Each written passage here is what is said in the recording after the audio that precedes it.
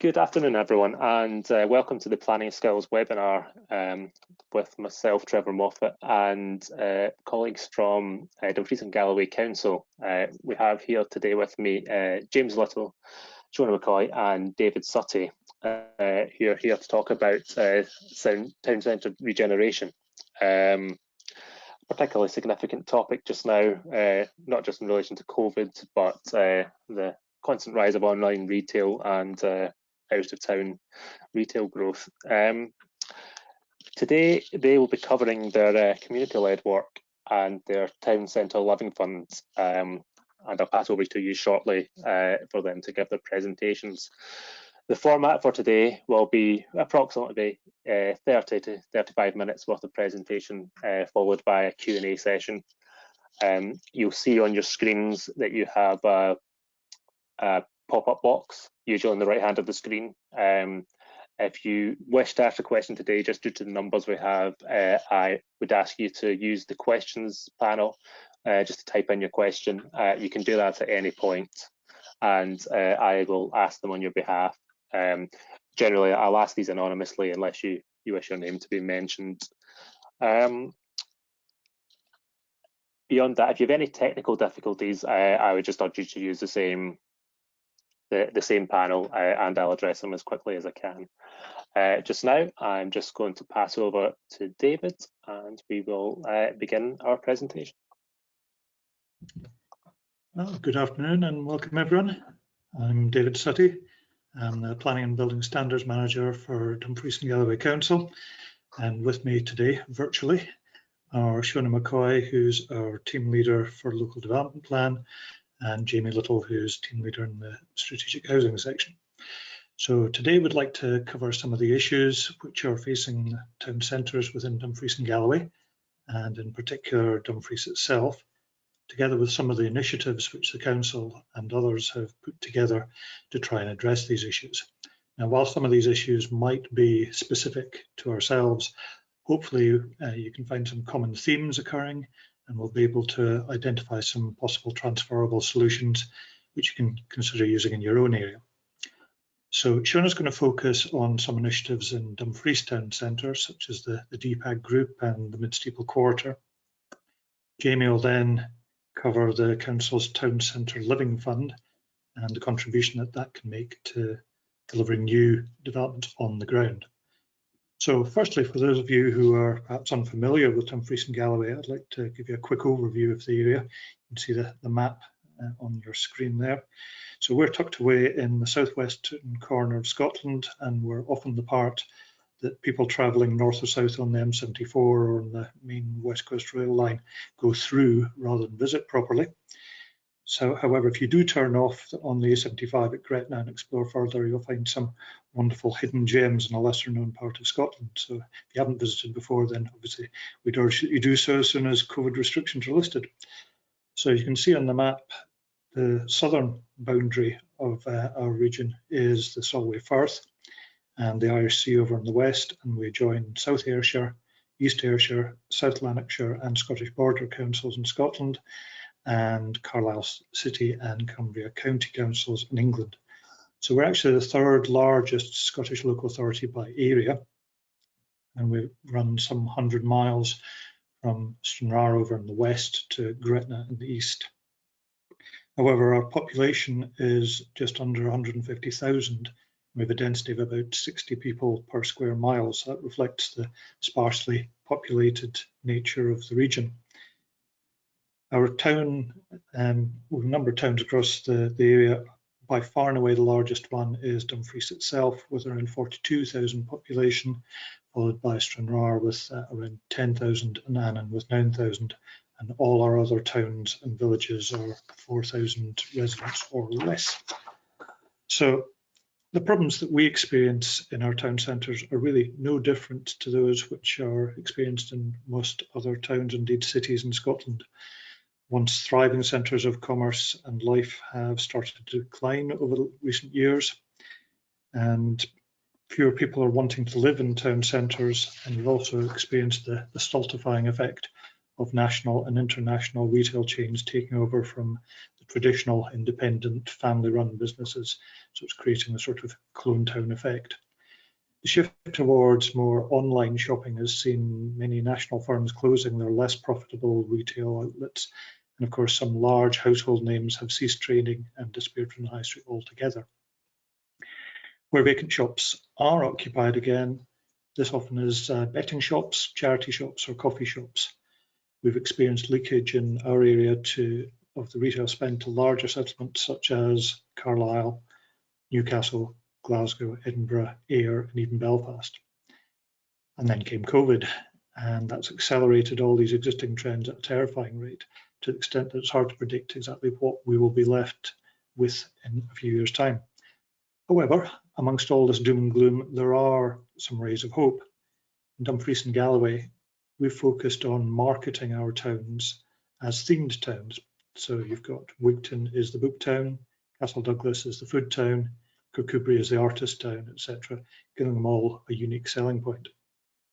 The council has long resisted introducing any car parking charges in our town centres, including Dumfries itself, to act as an incentive for people to visit and shop in the towns.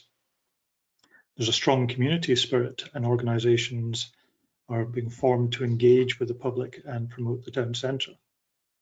There's an active interest in redeveloping part of the historic core of Dumfries, the older part, the medieval Venels, which is a good point to hand over to Shona, who can explain who some of these groups are and what they've been doing to improve our town centres. Thank you, David. Good afternoon, everyone.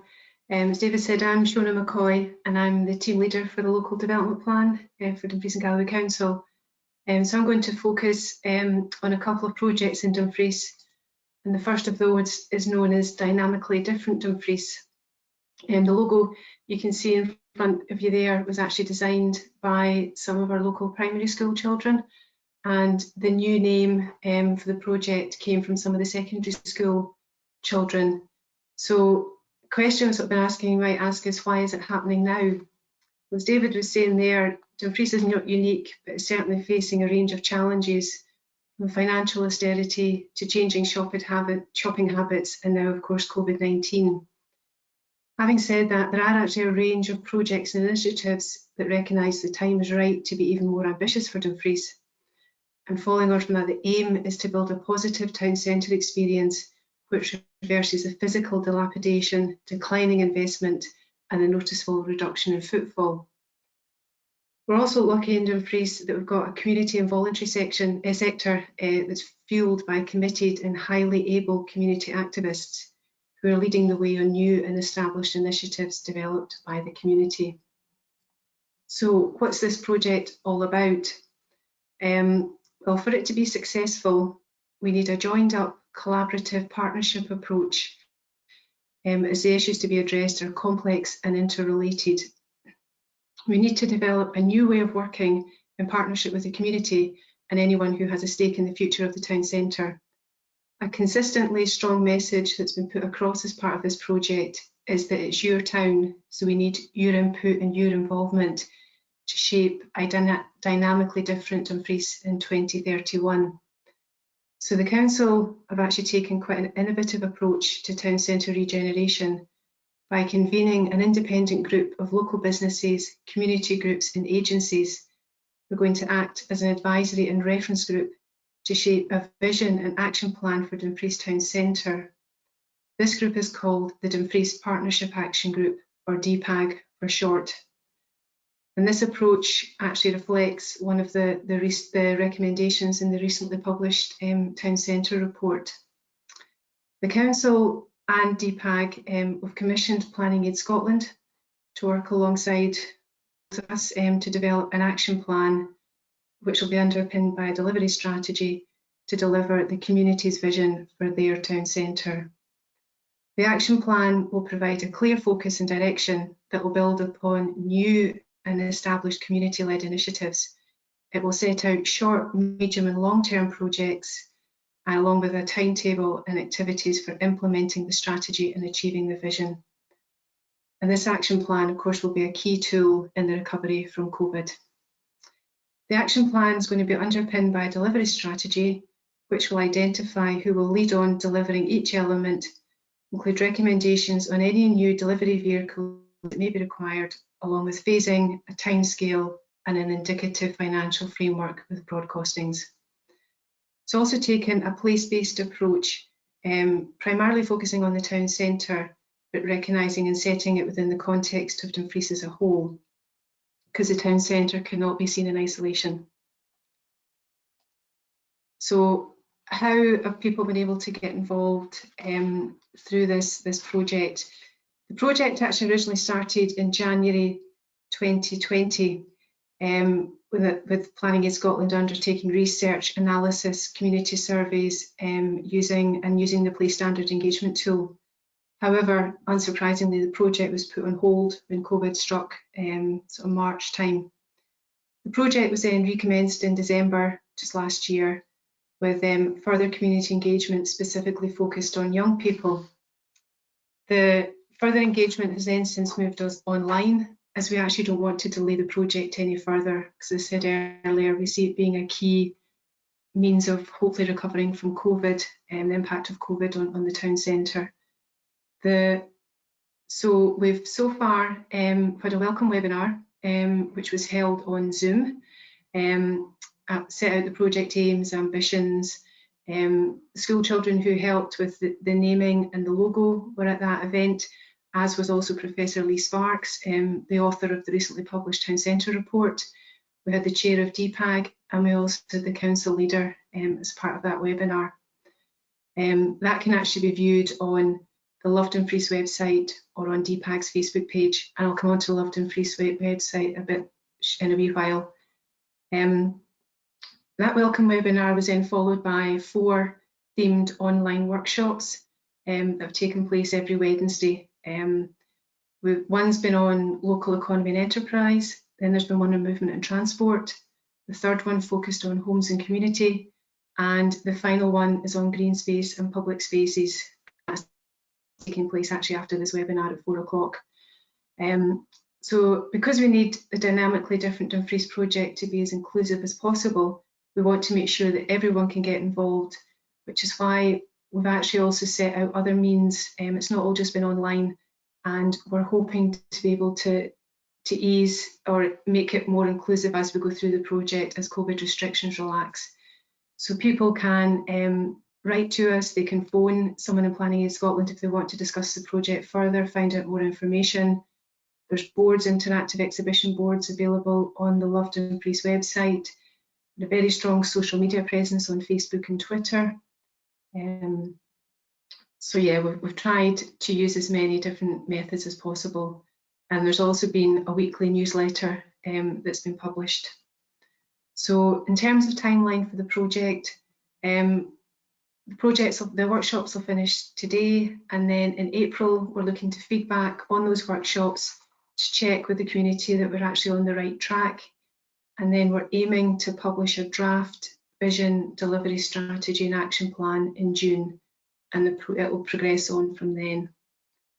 So as I mentioned earlier, we've been using the Love Dumfries webpage as a means of hosting a lot of the information.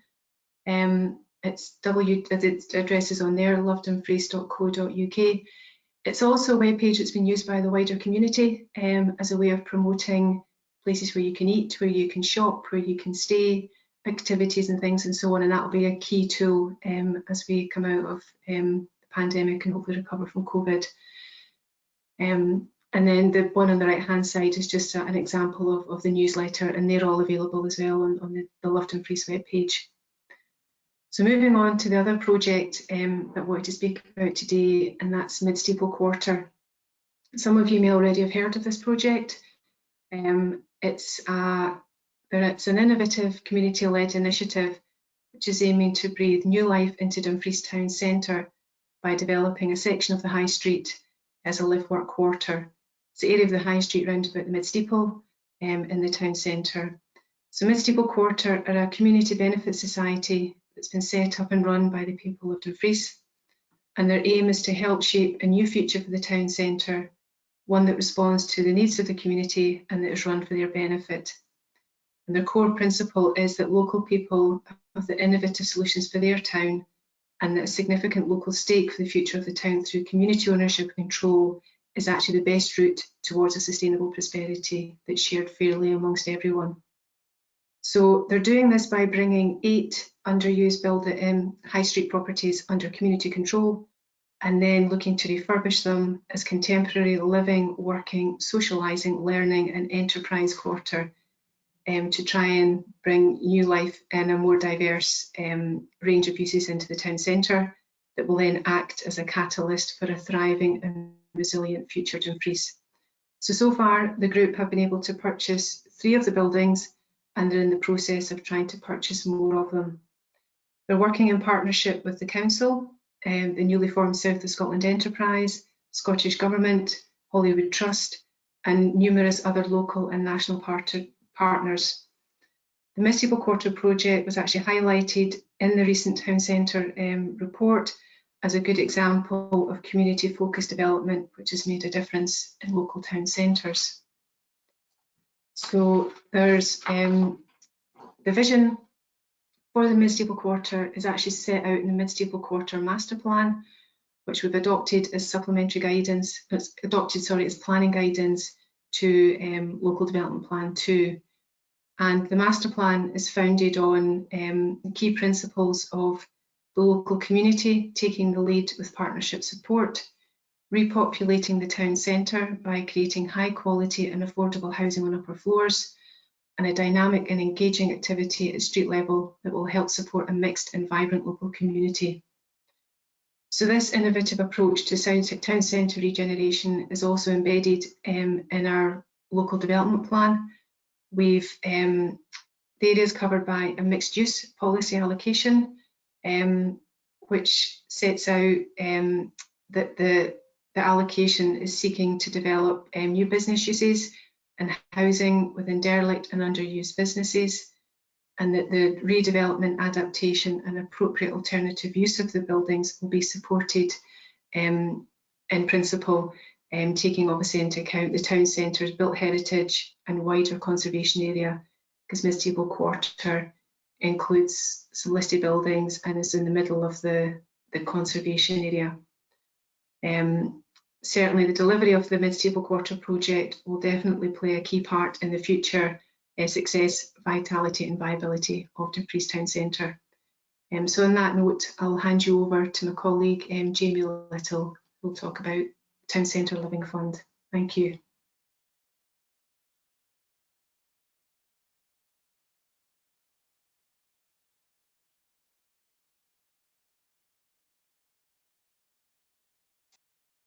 Hello everyone, I hope you're all well. Good afternoon, and thanks very much Shona and David for the introductions there, and for Shona for your presentation. I'm Jamie Little, as Shona said. I'm from the Council's Strategic Housing Investment team within Dumfries and Galloway Council. Appreciate many of you will be from a planning background, whereas my role is predominantly housing. Just to give you a quick overview of what my role is, I lead on the development of the Council's local housing strategy.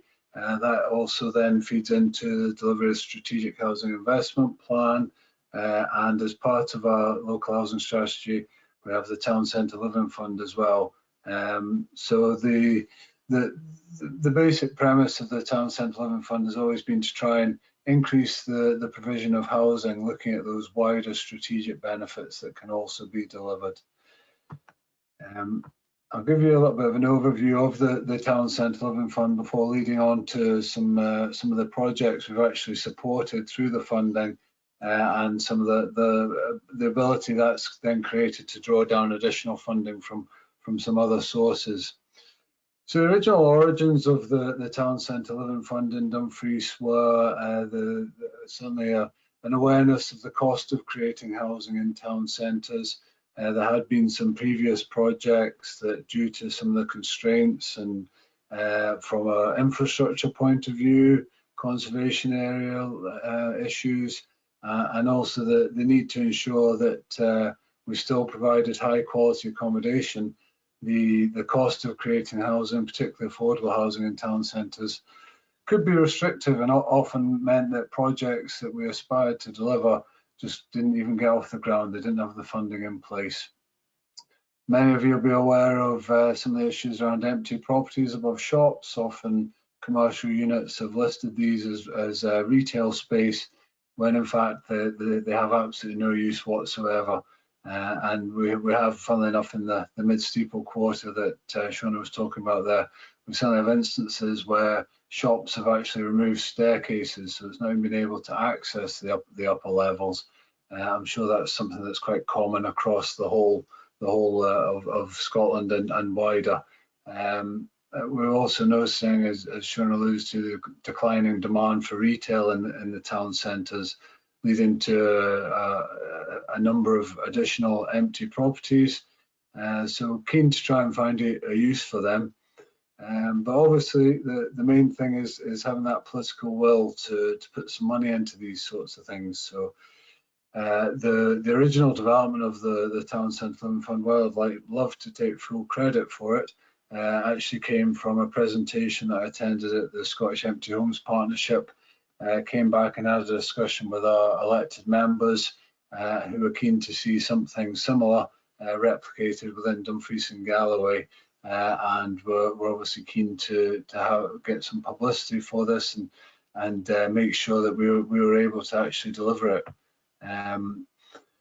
So the funding for the Town Centre Living Fund comes from council tax on second homes. Many of you will have heard of this source of income. It's basically the funding that is collected from people who have second homes or holiday homes in Dumfries and Galloway through the council tax they pay. There's a significant element of that that's then ring fenced to be used for the delivery of housing purposes within that local region. So we previously allocated it to some individual projects before the establishment of the Town Centre Living Fund. For anybody who knows Dumfries or Dumfries and Galloway, a fairly high profile project in Friars Vennel that's received quite a significant sum of money from second homes income. And now there are 6 flats there, often described to us rather with an element of sarcasm, the most expensive flats built in Scotland because of some of those infrastructure costs I mentioned before. But they have resolved a derelict property, now providing housing in the town centre as well. The fund has also been used for a number of other sources, so providing grant funding for empty homes, trying to bring them back into use. Another issue is obviously the costs that go into renovating empty homes and bringing them up to a standard where people want to live in them. And also below tolerable standard properties. So effectively, that's properties that either suffer from structural issues, rising damp, penetrating dampness, even occasionally don't have an inside toilet. It does still happen.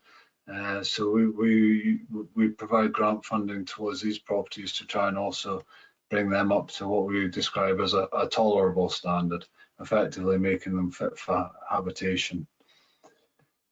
So Shona also mentioned the report that was recently published. I think it was the 3rd of February of this year, New Future for Scotland's Town Centres. This has been a piece of work taken forward as a review of the Scotland's Town Centre Action Plan. That was originally published in 2013, so 8 years old now, and looking for a refresh to take into account a lot of the things that have happened over that time, which I think probably all of you be aware is quite a significant amount. So these are just some of the recommendations that the report made around particularly town centre living expansion and the role that housing has to play. Some of you may be familiar with the original action plan, but the prioritisation of town centre living was certainly within that, specifically from the element of creating additional footfall in town centres, but also looking at some of those opportunities for regeneration as well. So there's some of the elements there that are very much predicated on the objectives of the Town Centre Living Fund. So the housing sector could be incentivised to prioritise town centre living. I think the financial incentives need to be there, otherwise it can be very restrictive and it can be very hard to target people towards developing in town centres. Local authorities could be given enhanced ability to use more flexible funding to enable town centre living schemes. So that's certainly the approach we've taken here within the ability that we currently have. If there is another route to provide more flexible funding, then we'd obviously be keen to explore that as well. We always have to bear in mind that we're living in a time of constrained budgets, but it certainly seems to be a very good use of the funding, delivering those wider strategic benefits. Incentivise individuals to do up long-term empty housing in or adjacent to town centres. That's a key point because while one of our main roles is around the provision of affordable housing and social housing, I have to also recognise that regeneration of town centres needs a mixed tenure approach where we do look at the private sector, and that's rented and owner occupation, people who maybe have a little bit more of disposable income to come and help some of those other strategic benefits, such as the town centre economy. And as Shona also mentioned, the report specifically recognises the Midsteeple Quarter project in Dumfries as an excellent example of community innovation. So we were obviously enthused to see that was part of that report. So just a little bit of detail about the Town Centre Living Fund, £1 million annual allocation. It's been highlighted in our council plan that for 2017 to 2022, we will put this money aside to support the expansion of housing in town centres. We've broken it down into three particular types of funding. So town centre sites, that's funding that's usually applied for by either registered social landlords, it can be community groups, and it can be private developers. They are funded also through Scottish Government schemes such as the Affordable Housing Supply Programme, the Rural Housing Fund, and also another scheme called Partnership Support for Regeneration.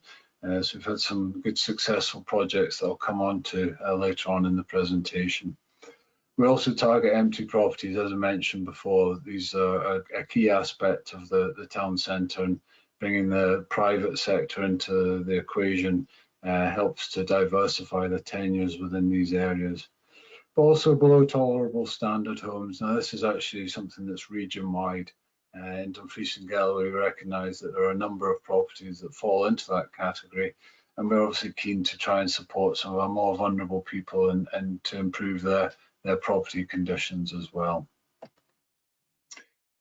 So Shona leads on the local development plan. I thought it'd be good to just give you a quick overview of how we try and link the two objectives around the Town Centre Living Fund and also the delivery of the local development plan. That's obviously a key matter for many of the colleagues who are attending today who have a planning remit.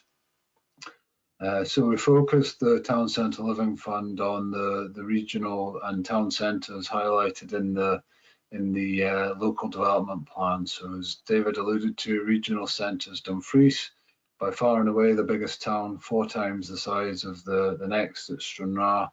But we also have a number of smaller town centres, so the likes of Dalbeattie, Gretna, down to Whithorn and Wigtown, the populations of around 900 people. So these are quite small towns, small locations, where they still have some of the issues on a relative scale that are experienced in our larger towns. But the intervention of a small housing project can have a significant impact in these smaller rural towns and settlements. So one of the early projects there that this is part of the work that Shona was describing there around the Midsteeple Quarter was the Baker's Oven. It's a vacant building owned by the council. It was originally bought by the council as part of a regeneration programme which unfortunately didn't progress. So the local group, now known as Dumfries High Street Limited, became interested in the property, wanted to take it through a community asset transfer, but I'm sure many of you will be aware that as part of a community asset transfer, you need to be a properly affiliated body and have the proper governance in place and structures and business plans to then help make sure that you're able to effectively run that building and continue to operate over the long term. So the Town Centre Living Fund put some money into this project to try and establish this organisation. They also were funded to carry out engagement work, carried out surveys, and also a number of events, and tried to promote the project that they were looking to deliver. One of the surveys that they undertook was specifically around housing, and they got a significant response from the local community. The majority agreeing that they would be interested in living in the town centre, and that there are a lot of attractive parts to that sort of life. So that led on to the Midsteeple Quarter Masterplan at a later stage. There was obviously a significant amount of work in between, but I won't go into too much detail on that. But as Shona has already said, the master plan's been agreed by the council, which is significant. It's now part of the local development plan, and for a community group to have been able to achieve that, it shows that there's a strong working relationship between the council and the group. So that's just some of the aspirations around the particular scheme, the Midsteeple Quarter, live work aspiration, vision to provide homes and commercial spaces. But also it's provided that community empowerment there, and they're using a number of potential levers to try and help deliver this project, particularly around things like the Community Empowerment Act. They've also used the Scottish Land Fund to acquire some of the properties as well. So they're certainly a good group, and they're doing a lot for the town centre. We as a council are obviously trying to enable that in any way we can. But often, as I'm sure many of you will be aware, the community groups are far better placed to then engage with the public than the council is, and they've been very successful. So as I mentioned before, part of the local housing strategy involves targeting of funding through the Strategic Housing Investment Plan. I won't go into a significant amount of detail on the investment plan itself. Just to say that really what that does is it targets funding from the Scottish Government Affordable Housing Supply Programme into providing affordable housing in Dumfries and Galloway. We do get quite a sizable amount of money through that project, and we have to set out our strategic priorities. So this year we've been allocated over 23 million to help invest in affordable housing throughout the region. Some of the objectives of that plan include things like town centre living, obviously, but also around climate emergency declarations, housing for vulnerable people, and also the sustainability of fragile and rural communities. This particular project that some of you may well be familiar with was on Cars Billington in Annan, a former agricultural and country store. And for anybody who's not familiar with the former Cars Billington, this was the type of store where you could go and buy a tractor, not just a pair of wellies. I'm sure you probably go in there and buy a combine harvester when it was there, which maybe highlights how rural a region we're in, but also how far the town centre had maybe moved away from the provision of housing to a point where you could go and buy a combine harvester maybe a little bit easier than a home. So the store was demolished, and we worked with Cunningham Housing Association to come in and take on this project. Very challenging for a number of reasons, quite a constrained site, existing building to the frontage that was in the conservation area. That picture there, you can just see the tower, that's the town hall on the actual high street. And the chap in the hat there is the development manager from Cunningham Housing Association, admiring his work, which is great to see. One of the significant parts of this project was that it was identified as a site that as a community priority for housing, or certainly for regeneration, given its location. So as I mentioned, the site frontage is on Annan High Street. developed 27 affordable homes, including 5 wheelchair accessible. It's worth mentioning the wheelchair accessibility there in a little bit more detail, because this was part of a consultation Cunningham Housing Association undertook, identified the need for wheelchair housing. But if you're ever to go and see this site and have a walk around, you'd see that not only the houses are accessible, the whole scheme is accessible, but also makes the town centre and the shops accessible for people in wheelchairs. It's all level access, and there's no barriers for anybody living in that property. They shouldn't need to go and use a mobility vehicle to drive into town to then park to then get out of that, and it will have improved their lives significantly.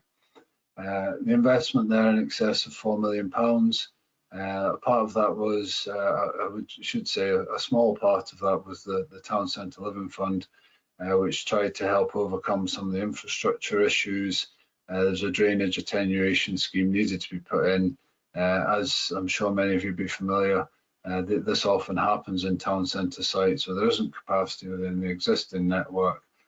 So a solution needed to be found, and that led to the bid into the Town Centre Living Fund. Another project, one as alluded to earlier in Whithorn. Some of you may have heard of the Grapes Hotel in Whithorn, which has been a property that's been empty for around 30 years. It's right in the heart of Whithorn, a prominent building. Had previously had funding through Historic Environment Scotland to provide a frontage, a much more attractive frontage. However, it hadn't been possible to identify a long-term use for the property. So we were approached by the group who are taking forward a range of regeneration activity. They're known as All Roads Lead to Whithorn.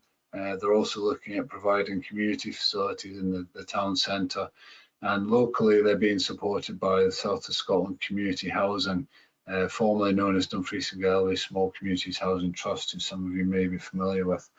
Their whole reason for being is to support the delivery of community-led housing. So, as was mentioned, it's a prominent location, potential for affordable homes.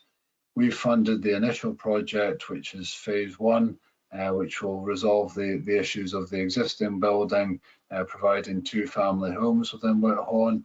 Obviously, many of you will know that will then help to sustain local schools and services.